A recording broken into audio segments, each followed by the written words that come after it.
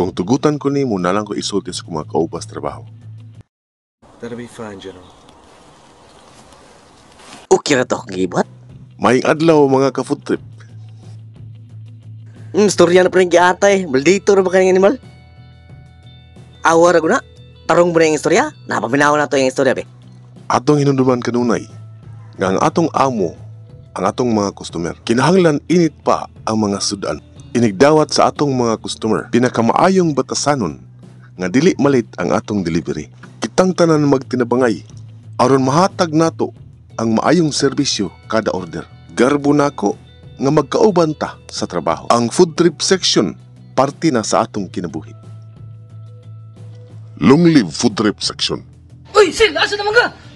Mag-deliver na ko sa food. Kuyog ka. Tara!